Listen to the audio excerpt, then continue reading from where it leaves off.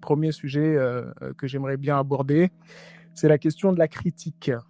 La question de la critique. Vous me donnerez votre avis, mais est-ce que un influenceur, si on parle de manière générale, parce que pour moi, créateur de contenu ou influenceur Instagram, pour moi, c'est la même chose. Tu influences, tu as une opinion, donc forcément, tu influences des gens. Donc la première question qui se pose, est-ce que le fait que tu as basé tout ton contenu autour d'une œuvre, est-ce que cela t'interdit en fait d'avoir une critique? Est-ce que cela doit te mettre dans une position où tu dois tout le temps aller dans le sens de l'auteur, et même quand tu fais une critique, tu dois être tu dois polir les angles pour éviter de heurter la sensibilité des fans, etc. Moi, c'est une vraie question. C'est une vraie question que je me pose. Moi, je pense que vous connaissez ma position, hein. Moi, j'ai pas de filtre. J'ai pas de filtre. Je suis pas sponsorisé. On me paye pas, hein, donc je gagne pas de l'argent sur voilà. J'ai pas la Toei sur le dos. J'ai pas Glénat ni la Shueisha. Oda, c'est pas mon daron, donc moi je m'en fous. Je suis sur une passion. Je lis un truc. S'il y a quelque chose qui me déplaît, je vais le dire ouvertement. Mais moi, je pense que la nuance à avoir, et ça, je pense que c'est le recul que pas mal de fans n'arrivent pas à avoir. Et ce recul-là, en fait, c'est de comprendre que c'est pas parce qu'un influenceur donne un avis, c'est pas parce qu'un influenceur va donner son opinion sur quelque chose qui lui ne lui a pas plu, que forcément, nous, on doit lui tomber dessus parce qu'on va dire « Ah ouais, donc en fait, t'es en train de dire à tout le monde de dire que c'est de la merde. » Non, c'est son opinion. Et je pense qu'il y a beaucoup de gens qui sont incapables de prendre ce recul-là. Et l'histoire du Mont Corvo est vraiment... elle montre clairement, en fait, ce truc-là. C'est que moi, j'appelle ces gens-là les matrixés. C'est des personnes qui sont incapables de prendre du recul et de se dire que ce mec-là qui parle, c'est son opinion, c'est tout. Même s'il parle de manière affirmative, même s'il donne son opinion comme si c'était la vérité, ça reste son opinion. Si toi, t'as kiffé, bah kiffe. Et je vais citer un grand philosophe qui disait si toi, tu ne veux pas sucer, laisse les autres sucer. Et ça, pour moi, c'est la chose la plus importante. Et j'ai l'impression les lecteurs de One Piece sont incapables en fait de faire bon, là je généralise, hein, mais certains, on va nuancer, certains lecteurs ont du mal en fait avec cette nuance. Ils ont du mal à mettre des parenthèses en disant lui c'est son opinion, moi je m'en fous de ce que tu racontes. Moi par exemple, j'ai plein d'œuvres que je surkiffe. Et quand je vois les critiques, moi, tu peux critiquer autant que tu veux, j'en ai strictement rien à faire. Moi, tant que je kiffe, je m'en fous. Et je donne un exemple marrant, mais Fairy Tail, par exemple. Le bashing que se prend Fairy Tail, c'est une dinguerie. Mais moi, je suis d'accord qu'à un moment donné, l'auteur, il est totalement parti en cacahuète et il a fait n'importe quoi parce qu'il a découvert... la clé en fait qui faisait rester les gens en fait dans son univers, et c'était le fan service très clairement, et le gars il l'a poncé au maximum. Mais il faut pas oublier que Fairy Tail au début c'est vraiment une dinguerie, et Fairy Tail avait le potentiel de tranquillement s'installer dans les 3 plus gros, mais après bon, l'auteur il a fait des choix qui pour moi ne sont pas très intelligents, mais en tout cas il y avait au début quelque chose de très intéressant autour de cette œuvre. Et aujourd'hui, il y a beaucoup de gens qui crachent sur Fairy Tail, mais vraiment, ils y vont et ils n'ont pas de filtre dessus. Mais moi, tu peux critiquer Fairy Tail autant que tu veux. Moi, à un moment donné, ça m'a fait kiffer. Ça va pas changer grand-chose. Et moi, c'est pareil. Pour moi, c'est le même regard et la même vision qu'on doit avoir pour One Piece. One Piece, aujourd'hui, moi, je suis le premier à beaucoup critiquer Oda, à beaucoup critiquer ce que fait Oda aujourd'hui de manière générale. Mais j'oublie pas que Oda, il y a une époque, il m'a fait trop kiffer. Il a fait des choses, pour moi, ça reste les meilleurs moves qu'un mangaka peut faire, en fait. Et il mérite sa place et il mérite là où il est, en fait. Parce qu'à un moment donné, il a fait des choses que peu d'autres mangaka ont imaginé en fait faire. Et ça, je l'oublie pas. Moi, ce qu'on va critiquer, c'est ces choix d'aujourd'hui, mais on va pas oublier non plus que One Piece, à un moment donné, c'était ça. Et ça, je pense que il y a des gens, en fait, qui sont pas capables de faire cette nuance-là, de se dire, là, les personnes qui vont critiquer One Piece aujourd'hui, ils sont pas en train de critiquer, ils sont pas en train de critiquer l'œuvre au global, ils sont en train de critiquer des choix de Oda, des choix qui sont très récents et qui ne plaisent pas à tout le monde, pour ne pas dire une bonne majorité, en fait. Pour moi, aujourd'hui, je pense qu'on est sur du 50-50. Hein. Il y a 50% de gens qui sont satisfaits et tu as 50% d'autres gens qui sont insatisfaits par les choix de Oda. Et moi, j'en veux pour preuve, il suffit juste de regarder l'évolution des statistiques de One Piece en matière de vente ou même en matière d'audience sur Internet. Et pour moi, le réseau social X est vraiment révélateur aussi de ça. Il y a une époque, One Piece faisait des audiences de fou. On tournait aux alentours de 30, 50K, etc. Aujourd'hui, c'est à la limite des limites si tu réussis à retrouver One Piece en tendance Twitter. Moi, mon compte Twitter est catalogué comme compte One Piece. Et c'est très rare que j'arrive à tomber sur une tendance One Piece. Même quand One Piece est en tendance, il y a tellement peu de messages par rapport à avant que tu n'as pas la recommandation. Parce que l'algorithme va considérer que voilà, c'est une petite tendance vite fait comme une autre. Et sur 100 tendances, One Piece, il est peut-être 12e. Donc ça ne nous intéresse pas. Ce qui intéresse les gens, c'est le top 8 ou top 5. Et pour moi, ça, c'est intéressant, en fait, de regarder ce truc-là. C'est de dire, les gens qui critiquent, ils ne critiquent pas simplement parce que du jour au lendemain, ils sont devenus fous. Ils critiquent parce qu'à un moment donné, Oda, je ne sais pas ce qui lui est passé par le crâne, mais il nous a pondu un arc de 4 ans, dont 2 ans, tu peux facile le mettre à la poubelle. Et quand tu regardes même la conclusion des arcs aussi, bah, tu dis, Oda, qu'est-ce qui s'est passé ? Enfin, pourquoi avoir pris 4 ans pour nous donner une conclusion comme ça ? Ça sert à rien, c'est inutile. Tu vois ? Donc pour moi, c'est ça en fait la problématique. Pour moi, vraiment la numéro 1, c'est ce problème-là que la communauté en fait ne comprend pas. Et même moi, des fois, je me retrouve à me faire critiquer parce que je critique One Piece et on me traite de hater. Bah, franchement, si j'étais vraiment un hater de One Piece, je pense que je serais allé encore plus violent. Je pense que vraiment, je serais encore plus violent que quelques tweets trolls par-ci, par-là. Et pour moi, franchement, quand je vois la manière dont les gens ils se sont retournés contre le Mont Corvo, c'est une dinguerie. Je trouve ça incroyable. Je trouve ça, mais vraiment, je me dis, mais comment c'est possible ? Enfin, si moi j'arrive à expliquer, mais en fait, on a du mal à croire comment les gens, ils arrivent à se retourner le cerveau contre des personnes qu'ils aimaient simplement parce qu'ils ont touché à leur modèle. Et je sais pas si les gens ils réalisent c'est quoi le Mont Corvo. Je sais pas, c'est même pas, moi je suis même pas fan de de ce qu'ils font. Enfin, en réalité, je m'en fous, mais on connaît quand même le travail du Mont Corvo. On sait ce qu'ils ont fait depuis. C'est pas pour rien qu'ils sont les numéros 1 en fait dans One Piece en fait, parmi les créateurs de contenu One Piece.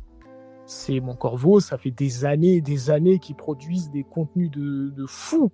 Ils ont fait des projets de fous, ils ont fait des events de fous, etc. Ils ont fait des trucs incroyables pour One Piece, etc. Et donc pour une opinion qui en réalité, quand on regarde, parce qu'il y a eu un extrait, moi j'ai vu l'extrait, mais quand tu regardes l'entièreté en fait de son propos, c'est juste qu'on lui a posé une question, il a su réagir. Voilà, pour faire peut-être plus de stats, je ne sais quoi, mais c'est juste ça en fait. Et les gens, ils ont pris cet extrait, ils ont dit non, toi on va te finir, c'est bon. Là, t'as touché à quelque chose qu'il faut pas. Et c'est là où la question vient en fait. Est-ce que le fait de manger sur une œuvre t'empêche de totalement critiquer ? Parce qu'en fait, les gens, ils pensent que c'est de l'ingratitude. Mais les gens, ils sont fous. Ils croient que perdre des heures à écrire des vidéos, à monter des trucs, etc., vous pensez que ça, c'est pas de la promo pour l'œuvre ou pour l'auteur. Les gens, parfois, je les trouve... leur raisonnement est très, très bête. Et ça m'étonne, en fait. Je me dis, est-ce que c'est le collectif qui rend les gens bêtes, ou est-ce que c'est vraiment les gens individuellement, ils sont bêtes, en fait? Je sais pas.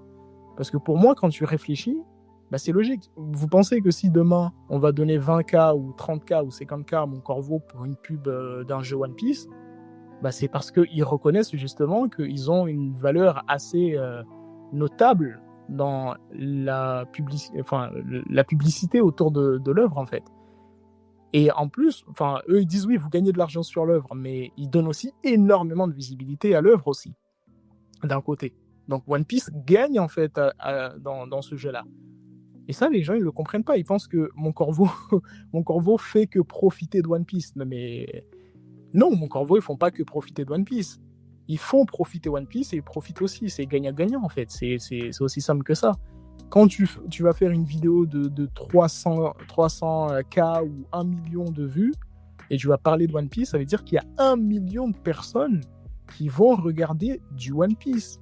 Et tu vas leur faire aimer One Piece. Alors imaginez si demain, tu as une boîte de publicité qui te contacte et qui connaît ton potentiel viral et ils savent que tu peux faire 1 million de vues sur leurs produits. Vous pensez que Mon Corvo, ils vont prendre combien?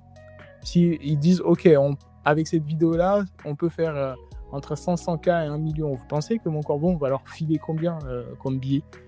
Bah, ils vont prendre beaucoup d'argent, en fait. Donc c'est là où il faut comprendre, en fait, que le fait qu'il y ait un gros créateur qui va parler d'une œuvre, c'est bénéfique. C'est bénéfique, en fait, pour l'œuvre. Et moi, j'ai des petites anecdotes parce que je faisais des vidéos pendant peut-être 5 à 7 ans. Et moi, il y avait un truc qui m'avait interpellé. En fait, plus tard, j'y ai réfléchi et je me suis dit, mais vraiment, on prend vraiment les petits créateurs pour des bouffons. Et je vous explique. Il y a une période, tu avais des maisons d'édition, tu avais aussi des boutiques, en fait, qui voulaient lancer des produits et tout. Et qu'est-ce qu'ils faisaient? Ils contactaient des petits créateurs qui tournaient autour de 20K, 30K, max 50K, et ils leur filaient des produits dérivés, soit des tomes, soit des figurines, etc. Et leur disaient, faites de la pub dessus. Et puis, tu as le petit créateur qui est content. Oh, je viens de recevoir des figurines. Oh, c'est cool. Et lui, il va faire une bête de vidéo autour de trucs. Il va faire bien la promo du produit. Après, il va renvoyer vers la boutique de l'autre. Et le mec, il va bien manger. Et lui, tout ce qu'il a reçu en retour, c'est des figurines, en fait. Tu crois tu vas payer ton loyer avec des figurines? Donc, vous voyez bien la logique. En fait, les gens, ils ne comprennent pas que, en fait, finalement, ceux qui profitent le plus du fait qu'il y ait des créateurs qui parlent d'une œuvre, en fait, c'est Oda, c'est la Shueisha et c'est les maisons d'édition qui sont autour, en fait. Et ça, c'est ce que j'ai aussi expliqué dans un tweet, en disant que les gens, il faut qu'ils comprennent une chose importante. La critique, qu'elle soit positive ou qu'elle soit négative, c'est une bonne chose.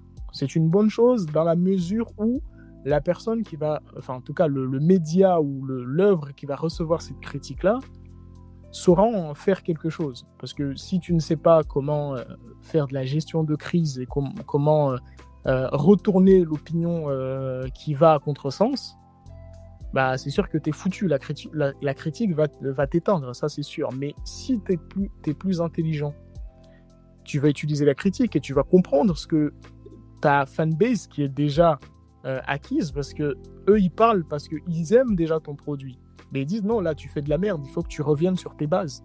Donc là en fait ils sont en train de te donner des indices, des éléments pour que tu puisses t'orienter. Ils te disent là on n'aime plus ce que tu fais là, donc reviens sur ça, c'était mieux, etc.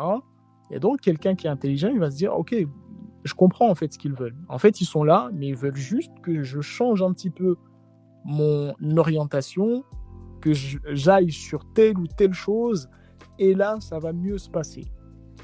Mais c'est tout. Si quelqu'un il reçoit pas mal de critiques et se dit ok, je vous ai entendu, vas-y, je vais modifier ça. Et surtout quand c'est une très grosse licence, c'est extrêmement bénéfique les critiques.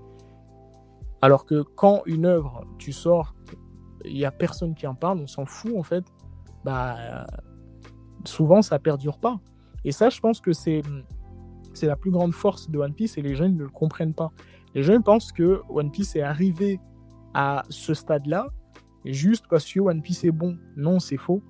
One Piece est arrivé à ce stade-là parce que énormément de gens en ont parlé, que ce soit en critiquant l'œuvre, que ce soit en faisant des théories, que ce soit en partageant, en parlant sur les réseaux, en traduisant les chapitres, etc. En fait, il y a tout un écosystème autour de One Piece qui a fait que One Piece est arrivé à ce stade-là. Et les gens qui ne sont pas en fait à l'intérieur de cet écosystème, mais ils sont juste des consommateurs externes, ils ne comprennent pas comment en fait One Piece est arrivé à ce niveau-là. Donc quand ils voient un élément de cet écosystème qui leur déplaît, ils vont directement dire « Oh, vous n'avez pas le droit de critiquer, en fait vous êtes ingrat, vous mangez sur l'œuvre et en plus vous critiquez la main qui est en train de vous nourrir. » Alors moi je dis non, je suis pas d'accord avec ça. Je suis pas d'accord parce que le seul fait d'en parler donne déjà de la visibilité. Donc c'est comme si tu étais déjà en train de faire un boulot pour eux. Donc ça c'est gagnant-gagnant. Et donc moi j'ai trouvé la polémique très très étrange de la part de la communauté, surtout visant mon corbeau. C'est ça qui est étonnant. Et moi, je dis pas ça parce que je suis fan d'eux ou quoi que ce soit. Non, je m'en fous en réalité de leur contenu parce que moi, je suis pas leur public. Voilà. Mais c'est quand même étonnant de se dire, là, on parle quand même des plus gros créateurs de contenu One Piece en France. Ils ont le droit quand même de ne pas aimer certains choix, non ? Ils ont le droit de dire, moi, je suis pas d'accord avec ça. Ça se voit que Oda il fait ça pour les figurines, ça se voit que c'est leur opinion. Si vous n'êtes pas d'accord, vous n'êtes pas d'accord. Mais là, ça va jusqu'à ressortir des tags sur des trucs de convention. Regardez, il a signé, il a dédicacé un tome One Piece comme si c'était lui qui l'avait. Mais il se prend pour qui ? Oh les gars, vous allez loin. Vous allez loin. C'est pas possible de penser comme ça. C'est pas possible de faire des choses comme ça. Et c'est là où c'est étonnant où tu vois qu'il y a des personnes vraiment. Je sais pas si c'est le collectif qui les rend idiots ou c'est eux individuellement qui sont bêtes. Ça, je ne sais pas. Mais vraiment, si vous avez la réponse, essayez de m'éclairer là-dessus parce que moi, je comprends pas comment les gens, parfois, ils réfléchissent en fait à certaines choses. C'est tellement évident, c'est tellement clair. Comment ça se fait que tu arrives en fait à penser, à aller aussi loin et à tellement exagérer alors qu'en fait, il n'y a rien. Il a le droit. Et je pense que il y avait 1001 manières de contrer le Mont Corbeau. Moi, par exemple,